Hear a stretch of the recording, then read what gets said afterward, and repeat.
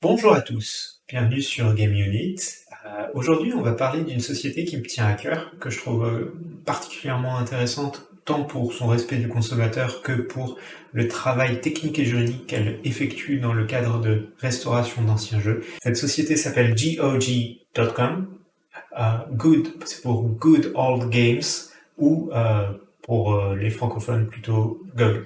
GOG.com.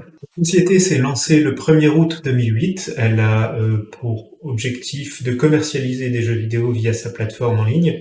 Elle fait suite au travail de CD Projekt, que vous connaissez probablement pour la série The Witcher, et de sinistre mémoire pour certains, Cyberpunk 2077. En effet, donc, pour la petite histoire, CD Projekt a débuté en commercialisant des jeux sur le territoire polonais, tout en, à l'époque de la Pologne post-communiste, il y avait beaucoup de problèmes de piratage. Une des façons de s'en sortir, c'était de proposer déjà une traduction polonaise des jeux, mais aussi un beau packaging, etc., etc. Donc leur premier travail à CD Projekt, c'était de commercialiser des jeux sur le territoire polonais. Et donc face au succès de Steam, forcément, CD Projekt s'est dit, écoutez, nous aussi on va également faire une plateforme en ligne afin de permettre aux gens d'acheter des jeux. Mais la spécificité de la plateforme GOG, c'est commercialiser d'anciens jeux pour préserver le patrimoine culturel du jeu vidéo et leur permettre de fonctionner sur des ordinateurs récents, ce qui n'était pas toujours le cas facilement. Il fallait passer par des émulateurs comme DOSBox, etc. Je dis pas que c'était infaisable, mais ça nous compliquait beaucoup la tâche. Marqué également par ce piratage récurrent en Pologne, CD Projekt a eu à cœur de ne pas considérer ses clients comme des criminels et a voulu imposer dès le départ sur sa plateforme l'absence de DRM. Donc ça permettait à tous ceux qui téléchargeaient les jeux sur GOG, sur GOG.com, de les copier à volonté, de les prêter, de les donner. Simplement, ils avaient une archive téléchargée, ils pouvaient faire ce qu'ils voulaient, elle n'était pas protégée, et c'est toujours le cas aujourd'hui. Il y a toujours cette relation d'idée, cette idée de confiance envers le consommateur qui se retrouve également sur la politique désormais très libre de remboursement, puisque vous pouvez formuler une demande de remboursement du jeu à n'importe quel moment, et il ne rembourse pas systématiquement, mais s'il ne trouve rien à redire, il vous rembourse même bien après l'achat. Mais au-delà de ces questions de respect du consommateur, ce qui est vraiment impressionnant chez GOG ou GOG, c'est leur façon de rétablir, protéger le passé et de remettre sur le devant des vieilles franchises, des vieilles licences, des vieux jeux. Alors il y a l'aspect technique, bien sûr, ils ont deux équipes. Une équipe qui est Break It, qui essaye de casser les jeux, de façon à analyser tous les bugs qui pourraient être découverts sur ces anciens jeux par rapport aux nouvelles machines, et une équipe Fix It, qui est chargée de réparer tous ces problèmes constatés dans les jeux, et de façon à aboutir à, encore aujourd'hui au XXIe siècle, 2021, à des archives qui sont utilisables sur des PC modernes. Et c'est pas une mince affaire. Donc effectivement, on se retrouve avec des situations parfois extrêmement compliquées. Le code source a souvent été perdu, les assets également. Donc il faut acheter les jeux sur le marché de seconde main, d'occasion, en espérant d'avoir tout, parce que GOG, c'est pas seulement le jeu, c'est également les artworks, les manuels, etc., etc., etc. Quand vous achetez un jeu sur GOG, vous avez absolument tout qui va avec, tout ce qui est possible de trouver sur le marché, et donc ça implique beaucoup d'achats un peu partout. Ça implique aussi, pour des jeux dont le code source a été perdu, du rétro-engineering, essayer de se débrouiller avec les moyens du bord pour essayer de rafistoler le jeu. Ça implique aussi des gros problèmes techniques, parce qu'on a affaire à des jeux, par exemple, au début de la 3D, donc les années 2000, où on avait des glides 3D FX, qui n'existent plus aujourd'hui. Il y avait tout un tas de problématiques avec DirectX notamment qui rendent très difficile le fonctionnement de ces jeux sur des machines modernes. Alors à l'époque de DOSBox par exemple nous permet de traiter des anciens jeux, mais il y a cette période un peu intermédiaire qui est extrêmement compliquée techniquement, et donc rien que là c'est un vrai challenge. Mais il n'y a pas que l'aspect technique, il y a aussi l'aspect juridique qui est extrêmement intéressant et qui est peut-être le travail le plus formidable de CD Projekt. de GOG.com. L'aspect juridique nous pousse à nous interroger d'abord sur quelle est la définition juridique d'un jeu vidéo. Alors vous avez peut-être votre propre définition, mais au niveau du droit, c'est géré plutôt par la Cour de cassation. On n'a pas de définition juridique dans la loi. Et la Cour de cassation a considéré très tôt, en 86, dans un arrêt Atari, que c'était une œuvre de l'esprit, protégeable donc par le droit d'auteur. Quand vous avez un code source, c'est comme un livre que vous pouvez lire, qui est écrit ou tapé au clavier plutôt, donc de base, le droit d'auteur protège le programme informatique en général et le jeu vidéo en particulier. Donc si cette notion d'œuvre de l'esprit a été déjà reconnue le 7 mars 86 dans cet arrêt Atari, il est à noter que de nos jours, le jeu vidéo c'est pas juste un programme écrit, c'est pas juste des lignes de code, il y a tout un tas d'autres choses. Au niveau des assets, il y a de la musique, il y a le scénario qui est peut-être un petit peu différent du code lui-même qui fait fonctionner le jeu.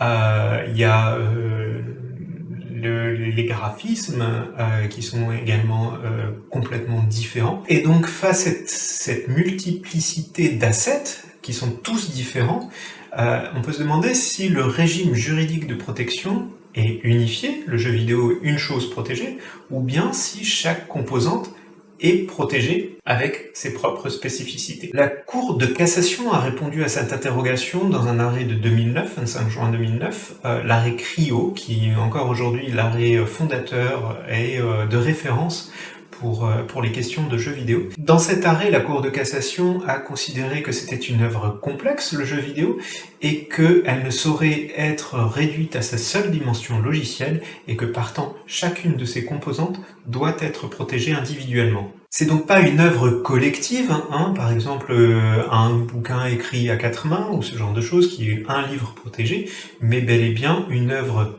collective, et chacun des auteurs qui a participé à cette œuvre peut avoir droit à un régime de protection spécifique. On ne va pas rentrer dans tous les détails de la propriété intellectuelle. Le problème, c'est que souvent, vous avez une société, un studio qui emploie des développeurs. Ces développeurs rétrocèdent dans leur contrat de travail automatiquement la propriété intellectuelle de ce qu'ils ont créé au final. Aujourd'hui, en tout cas, on a effectivement quelque chose d'assez centré, avec un éditeur qui détient les droits de propriété intellectuelle sur l'ensemble de l'œuvre. Néanmoins, d'un point de vue légal, c'est pas une œuvre unique, le jeu vidéo, c'est bien plusieurs éléments qui sont protégés chacun de leur côté, et ça a son importance quand on a par exemple des morceaux de musique licenciés, ou bien quand on a les accords pour FIFA avec des joueurs de foot, ou dans Forza avec des constructeurs automobiles. Tout ça impacte évidemment au niveau du droit les questions de licence et de protection, de propriété intellectuelle qu'il convient de traiter. Et vous imaginez bien, pour les anciens jeux, ça peut devenir vite un cauchemar quand les sociétés ont fait faillite, les assets ont été rachetés, etc., etc. On se retrouve avec un sac de nœuds qui est particulièrement difficile à dénouer. Et donc, GOG est devenu expert en la matière et on leur doit beaucoup de réussite, et je pense que c'est d'ailleurs grâce à eux qu'il y a beaucoup d'anciennes licences qui refont surface pour des tas de raisons, et on va prendre quelques exemples du travail de GOG pour vous expliquer à quel point ça peut être complexe. L'un des exemples les plus frappants, c'est System Shock 2. Electronic Arts détenait la marque de fabrique et les droits de dénomination appartenaient à Looking Glass. Looking Glass a fermé. C'est un assureur qui a repris les droits et détenait donc les droits de dénomination de System Shock 2. Cette compagnie d'assurance s'appelait la Star Insurance Company. En 2007, Electronic Arts a laissé expirer les droits, qui sont donc redevenus disponibles.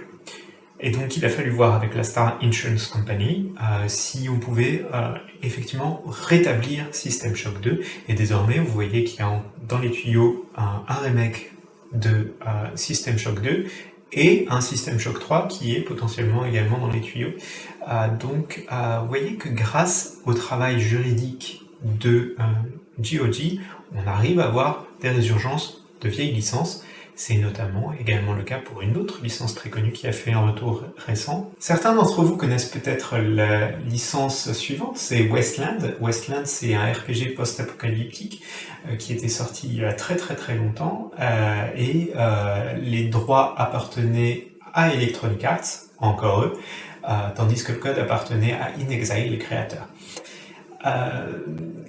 Pendant très très longtemps, il a été très difficile de faire une suite à Wasteland, et donc on a créé un ersatz, plutôt de bonne qualité, qui a dépassé même le maître, hein, puisqu'il s'agit de la licence Fallout, qui dans ces 2 premiers épisodes ont vraiment eu une aura mystique, surtout le 2. Et ce n'est que bien plus tard, notamment grâce à l'intervention de GOG, que Wasteland 2 a pu être développé, et même maintenant Wasteland 3, hein, qui a été sorti il y a, je crois, l'année dernière, suite au rachat d'InXile par Microsoft, avec un budget un peu plus supérieur à celui de Wasteland 2. Wasteland 2 qui était pas mal, mais un petit peu longué, je trouve, hein, surtout dans la deuxième partie qui commençait à partir un peu n'importe quoi. Wasteland 3, personnellement, j'ai pas aimé.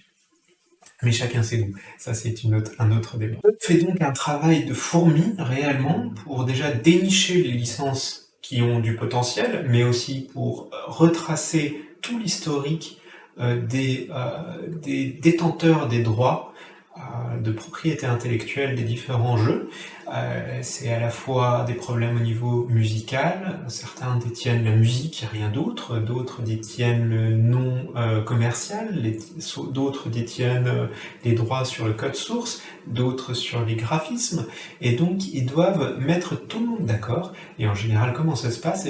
Ils donnent simplement de l'argent, un intéressement, une commission à chacun d'entre eux, pour avoir le droit de commercialiser le jeu sur leur plateforme, en plus, comme je l'ai dit au départ, dans un cadre avec les DRM free, donc pas de DRM, et c'est pas forcément facile comme travail, ils font vraiment quelque chose de très chronophage, très complexe, et très incertain aussi, parce que mettre tout le monde d'accord, c'est quand même extrêmement compliqué, et ils le font quand même avec brio, puisqu'il y a plusieurs centaines de jeux comme ça qui ont pu retrouver vie, et qui sont commercialisés par GOG. On peut y jouer dans des bonnes conditions sur des ordinateurs modernes, et donc un grand merci à eux. Dernière précision, on ne dit plus Good Old Games désormais, pas que des anciens jeux, désormais ils commercialisent aussi des jeux récents, donc des jeux indés pour la plupart, mais aussi leurs propres jeux, hein, des jeux CD Projekt, notamment The Witcher et Cyberpunk.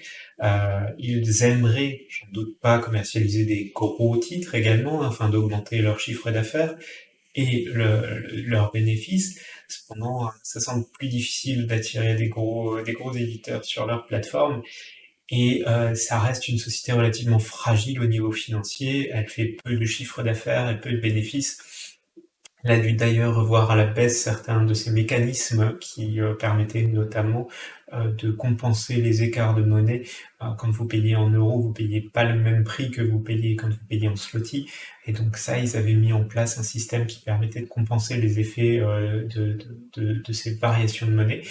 Ils ont dû supprimer ce système en raison des difficultés financières qu'ils rencontraient. C'est pas non plus une société qui est au bord de la faillite, mais c'est pas une société qui brasse des millions comme peuvent le faire Steam ou Epic, qu'on a pu voir dans d'autres vidéos. Donc n'hésitez pas à avoir recours à cette société, hein, puisque ce serait dommage qu'elle n'ait pas le succès qu'elle mérite.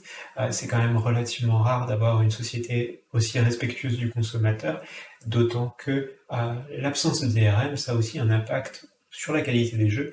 On peut le voir avec notamment des problèmes sur Resident Evil 8, qui tourne beaucoup moins bien en raison de la présence de Denuvo, qui est donc un DRM qui est très efficace, mais qui consomme beaucoup de ressources machines et qui entraîne des soucis de framerate. Une société qui propose des jeux sans DRM, c'est quand même excellent pour le consommateur, donc n'hésitez pas à en profiter, surtout que les tarifs sont en général pas supérieurs à la concurrence, et comme partout, il y a des soldes qui sont extrêmement intéressantes. Donc foncez. J'ajouterai qu'ils sont aussi un launcher qui est donc GOG Galaxy, qui vous permet de centraliser absolument toutes les plateformes sur lesquelles vous pouvez être avoir acheté des jeux. Donc ça n'empêche pas d'installer les autres launchers, hein, mais ça les centralise et c'est quand même plutôt confortable.